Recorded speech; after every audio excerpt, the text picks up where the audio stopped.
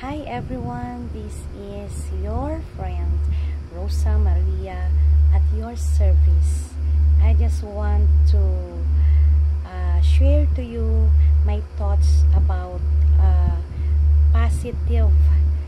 positivity and positive thought about pulling you down or someone who just criticize you. And I just want to share that even you're experiencing ups and downs, just try to ignore this and focus on your own goal, because life must go on, and just ignore all of this. So life is a continuous journey full of ups and downs, triumphs and setbacks. Along the way, there will always be people who, for various reasons, try to pull you down with their criticism, doubt, or negativity.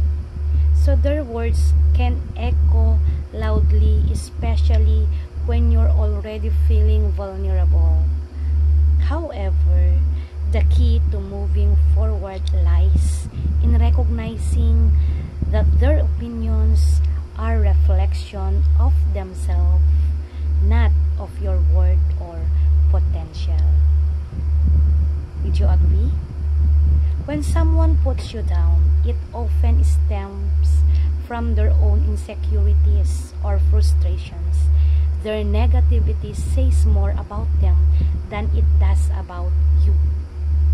By choosing to ignore those noise, you free up mental energy to focus on what you truly matters: your growth, your goals, and the life you want to create with you.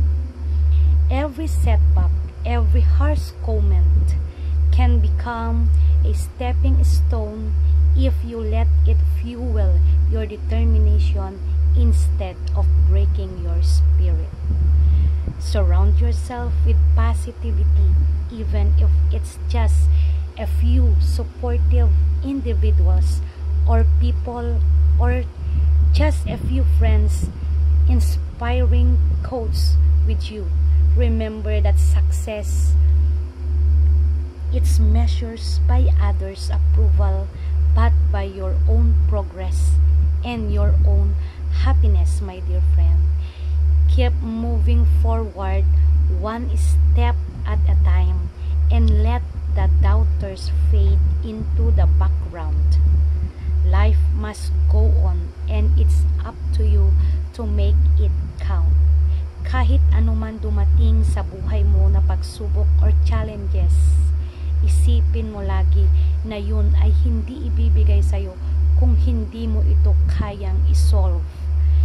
May reason ang ating Diyos, or there's a reason na ibibigay sa'yo ang challenges na yun. So don't take a risk in a bad matters, but in a good on way. You are worthy. We are worthy enough to express and to share our thoughts, our emotions, our positive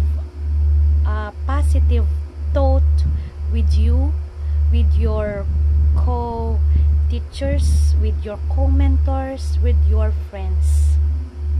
Hindi po ibig sabihin na marami kang kaibigan ay marami na ding tutulong sa'yo. But ang isipin mo ay yung tao na kahit iisa lang, kahit konti lang sila sa iyong paligid, sila ang makakatulong sa'yo. So lahat ng mga challenges, lahat ng mga nararanasan mo, ng mga moments, it is happy or sad, are just an instrument to you to grow up, to cope up, and to clear all your thoughts that no one in this world can put you down. Just focus on yourself. Just focus what is right. Don't focus or don't move with the people surrounds you that can criticize you, put you down, or even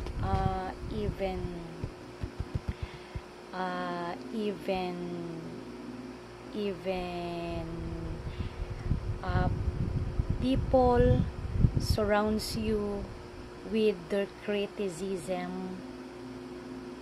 Kahit sino pa sila, basta alam mo na ikaw ay tama, hindi ka nila matatalo. So masasabi ko lang, I am a strong woman, and I can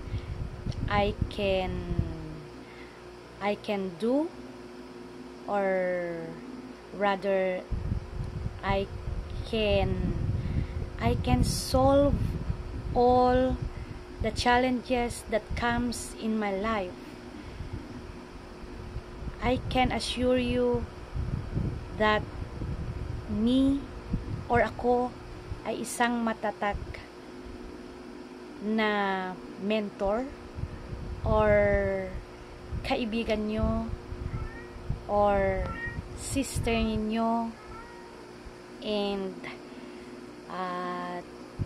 thank you to all my families that always support me when I feeling down or lonely.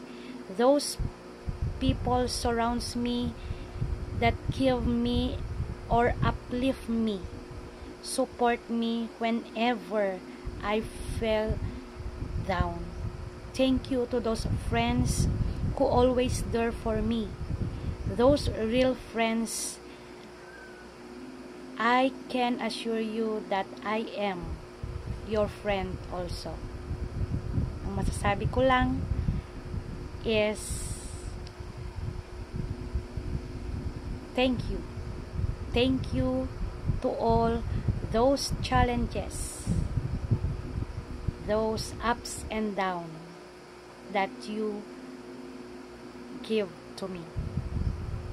And I will always pray to our God that no matter what happened, no matter what no matter what the things can affect me, even in just affect me with all those trials, with all those criticism rather, I will always happy in front of you. I will always be a strong woman in front of you, and always be ready to accept whatever those things whatever those matters, those challenges that comes on my way, because I am a strong woman, a believer, and a friendly, and I can be friend to all of people surrounds me. That's me, and that is Rosa Maria at your service.